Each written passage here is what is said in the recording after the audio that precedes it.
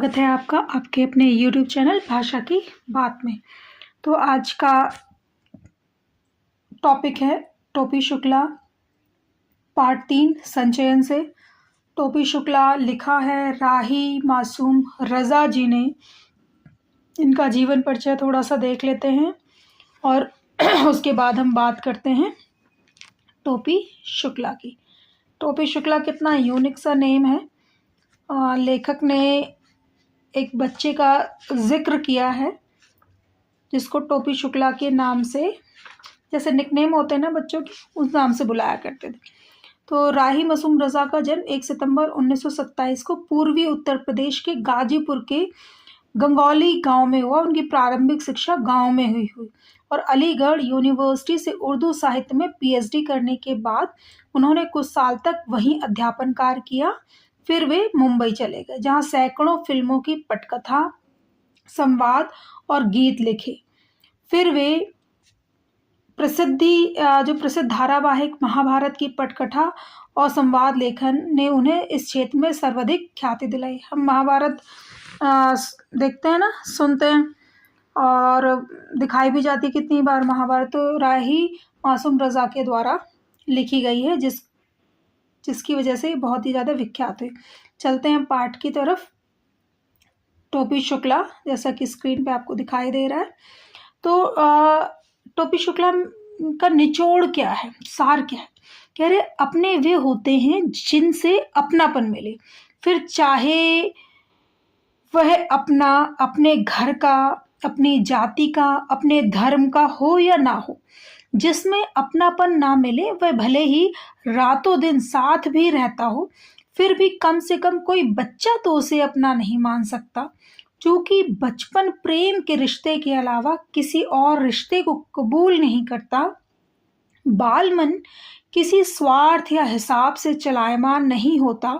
निश्चल वृद्ध मन की भी कुछ कुछ यही दशा होती है। राही मासूम रज़ा के उपन्यास टोपी शुक्ला के इस अंश के पात्र भी अपनेपन की तलाश में भटकते अटकते नजर आते हैं।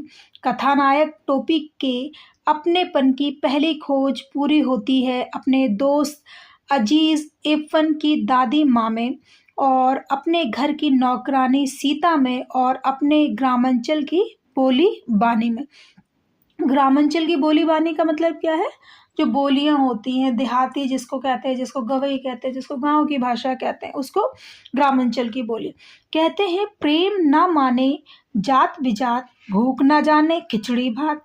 टोपी को भी इससे कोई अंतर नहीं पड़ता कि जिसके आंचल की छांव में बैठकर वह स्नेह का अपार भंडार पाता है, प्रेम के सागर में गोते लगाता है। उनका रहन सहन क्या है, खान पान क्या है, रीति रिवाज क्या है, सामाजिक हैसियत क्या है। हालांकि टोपी के पिता एक जाने माने डॉक्टर हैं, परिवार भी भरा पूरा है, घर में किसी भी चीज़ का अभाव नहीं, फिर भी वह लाख मना करने के बावजूद इरफान की हवेली की तरफ बरबस खिंचा चला जाता है। काश उसे वहां जाने से रोकने वाले परिवार के लोग कभी इस बात का भी पता लगाने की जहमत उठाते कि टोपी जैसा आज्ञाकारी बालक आखिर उनकी एक यही हिदायत क्यों नहीं मानता। आशा है ये जो पाठ है विद्यार्थियों को और सुनने वालों को रुचिकर लगेगा, और उनमें टोपी जैसे जो व्यक्तित्व है उनको और समझने में ये पाठ आपको थोड़ी सी मदद कर सकता है। जैसे कि स्क्रीन पे दिखाई दे रहा है आपकी कि इरफान के बारे में कुछ जान लेना इसलिए ज़रूरी है कि इरफान टोपी का पहला दोस्त है, ठीक है? इससे पहले उसका कोई दोस्त नहीं बना। इस इरफान को टोपी ने सदा इरफान कहा। इरफान ने इसका बुरा माना, परंतु वह इरफान पुकारने पर बोलता रहा। इसी बोलते रहने में उसकी बड़ाई थी। यह नामों का चक्कर भी अजीब होता है। उर्दू और हिंदी एक ही भाषा, हिंदवी के दो नाम हैं, परंतु आप खुद देख लीजिए कि नाम बदल जाने से कैसे कैसे घपले हो रहे हैं। नाम कृष्ण हो तो उसे अवतार कहते हैं और मोहम्मद हो तो पैगंबर। नामों के चक्कर में पड़कर लोग ये भूल गए हैं कि दोनों ही दूध देने वाले जानवर चराया करते थे। दोनों ही पशुपति गोवर्धन और ब्रज कुमार थे। इसीलिए तो कहता हूँ कि टोपी के बिना इफ़न और इफ़न के बिना टोपी न केवल यह कि अधूरे हैं बल्कि बेमानी है। इसलिए इफ़न के घर चलना ज़रूरी है।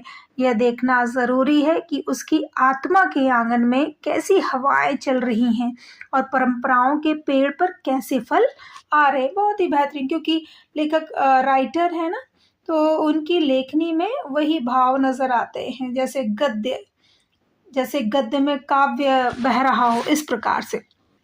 तो लेखक कहाँ चलते हैं? इफ़न के घर चलते हैं फटाफट, क्योंकि टोपी शुक्ला को समझने के लिए इफ़न और इफ़न का घर समझना बहुत ज़रूरी है।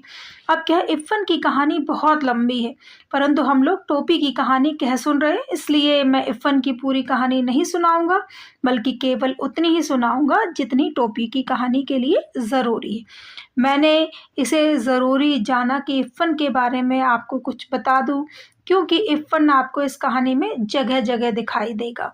ना टोपी इफ़न की परछाई है और ना इफ़न टोपी की। ये दोनों दो आज़ाद व्यक्ति हैं। इन दोनों व्यक्तियों का डेवलपमेंट एक दूसरे से आज़ाद तौर पर हुआ। इन दोनों को दो तरह की घरेलू परंपराएं, क्योंकि एक आ, मुस्लिम धर्म से संबंधित है और दूसरा हिंदू धर्म से, तो जाहिर सी बात है दोनों के रहन सहन, कल्चर, रिचुअल सब में डिफरेंस तो होगा ही होगा। तो इन दोनों ने जीवन के बारे में अलग अलग सोचा, फिर भी इफ़न टोपी की कहानी का एक अटूट और अहम हिस्सा है। यह बात बहुत महत्वपूर्ण है कि इफ़न टोपी की कहानी का एक अटूट हिस्सा। चलिए चलते हैं थोड़ा सा आगे। क्या बता रहे हैं लेखक? लेखक कह रहे हैं कि मैं यहाँ हिंदू मुस्लिम भाई भाई की बात नहीं कर रहा हूँ। और क्यों क्यों नहीं करना चाहता है? क्योंकि लेखक कहता है ये तो जाहिर सी बात है, हिंदू मुस्लिम आपस में भाई भाई है, इसमें कहने की कोई ज़रूरत नहीं। बस यदि किसी को चुनाव लड़ना हो तो वो भले ही दोनों में फ़र्क करके और अपने वोट बैंक के लिए उनको लड़वा दे, वो एक अलग बात है।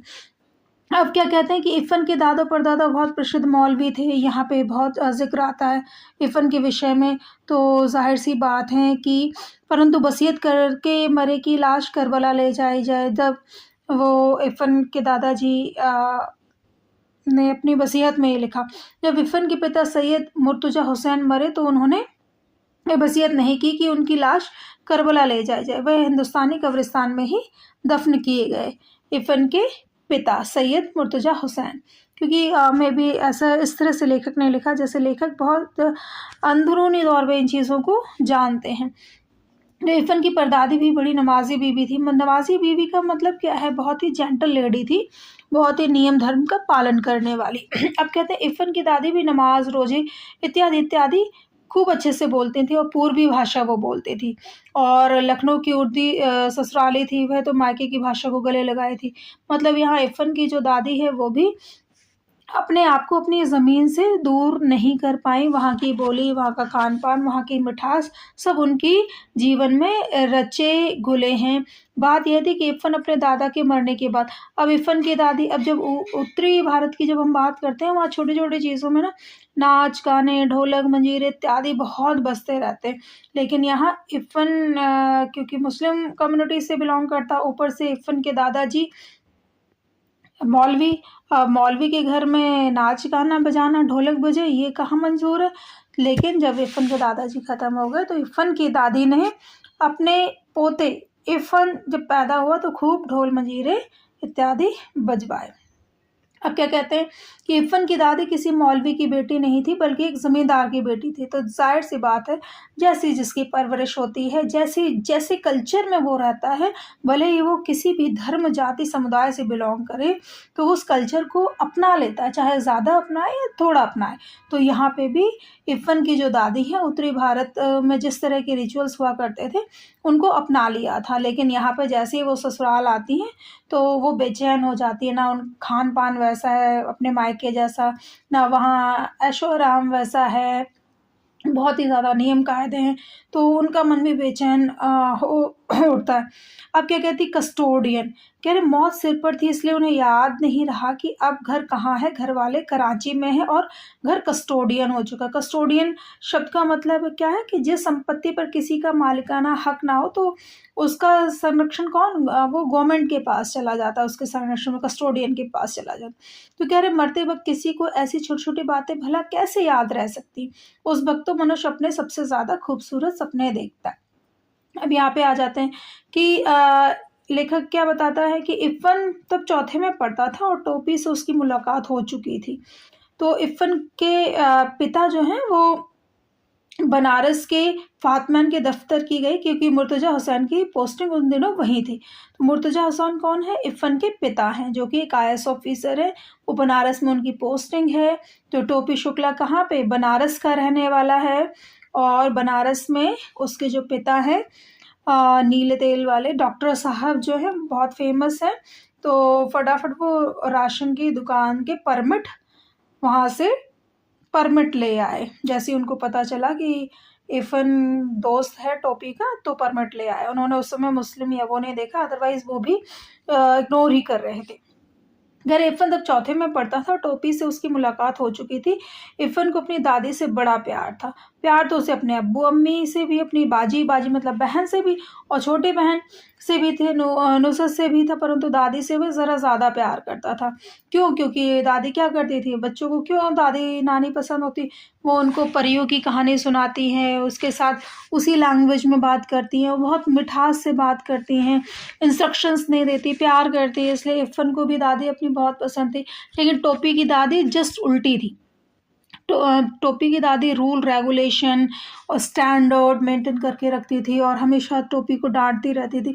इसलिए टोपी अपनी फैमिली से अलग होकर के, अलग इन द सेंस छोटा बच्चा है ना, तो वो अट्रैक्ट कहाँ हो रहा है? इफ़न की दादी की तरफ, जो उनको बहुत लाड दुलार इत्यादि इत्यादि कर रही हैं।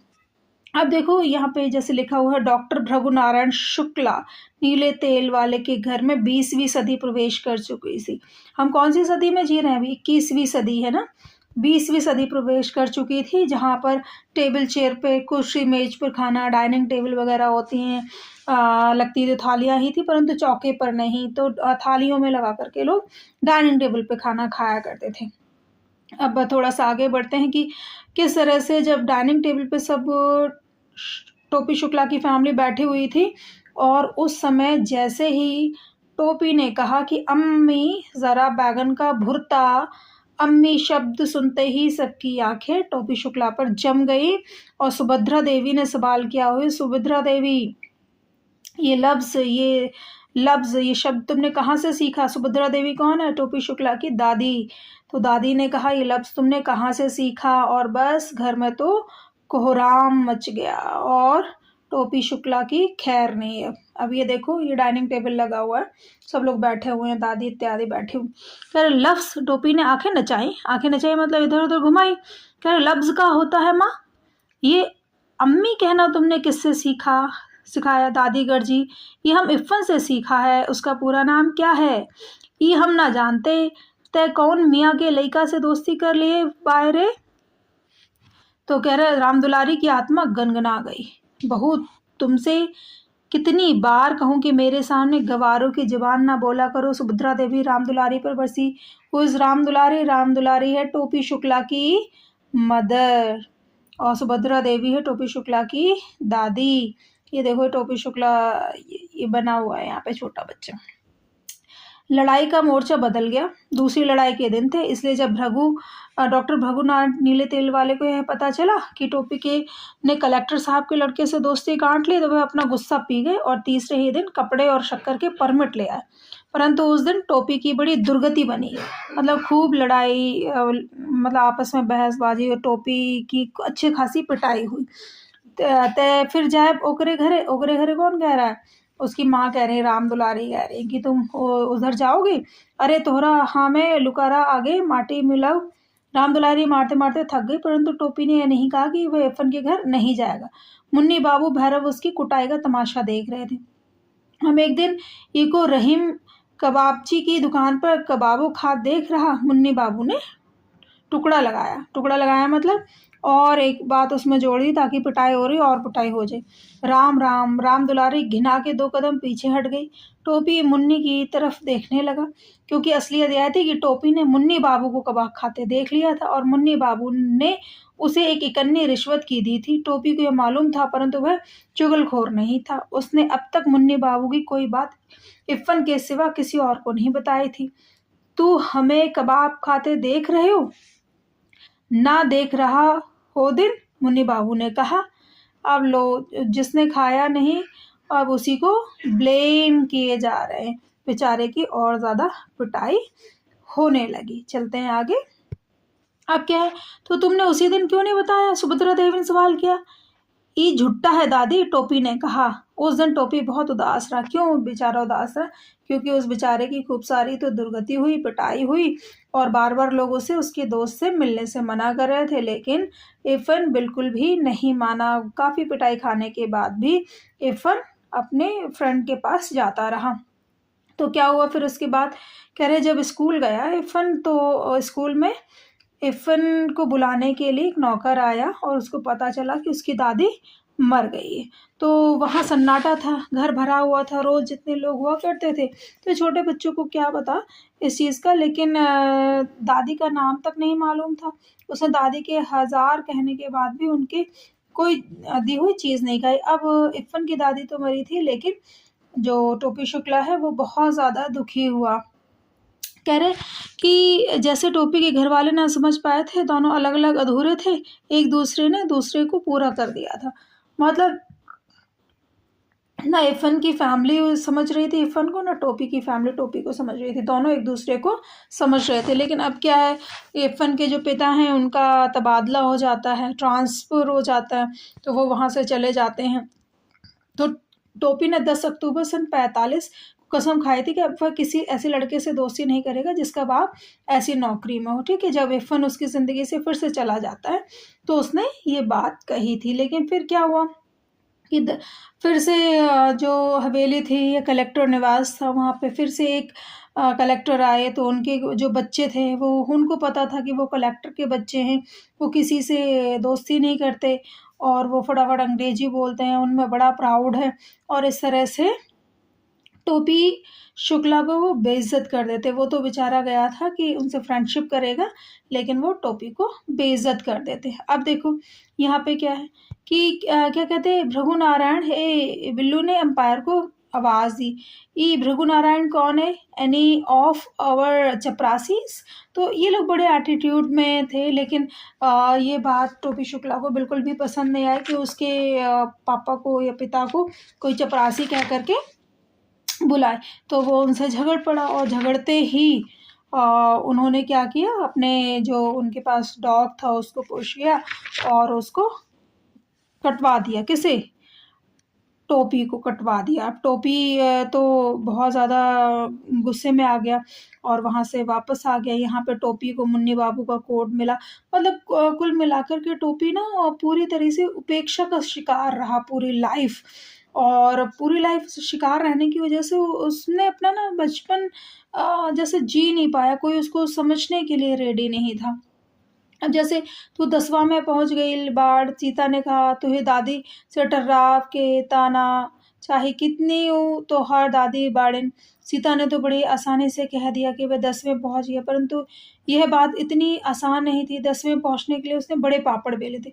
मतलब बार बार अगर किसी भी बच्चे को ये कहा जाए कि तुम गधे हो, तुम कर नहीं सकते, तुमसे होगा नहीं, तो ज़ाहिर-सी बात है बच्चे डिप्रेशन का शिकार होते हैं। इसलिए हमेशा क्या कहते हैं, मोटिवेट किया जाना चाहिए हर किसी को।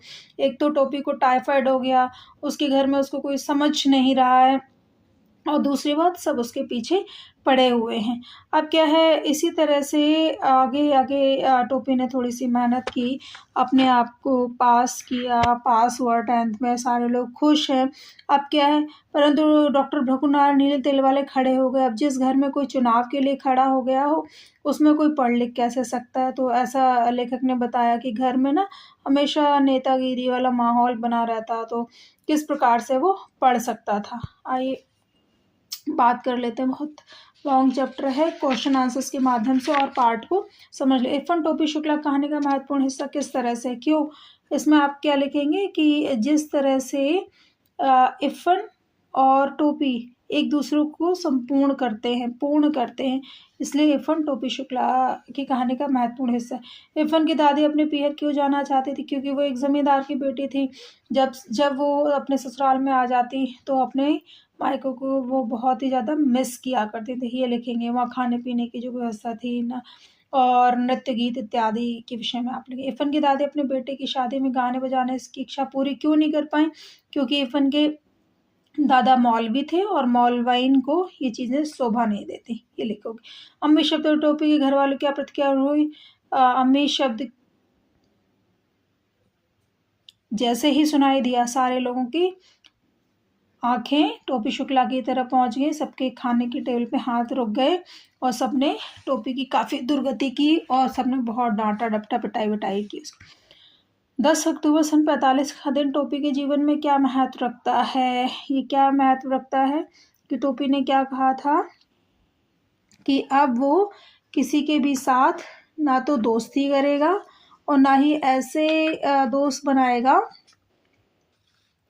कि जिसके पिता का तबादला होता रहा, ट्रांसफ़र होता रहा।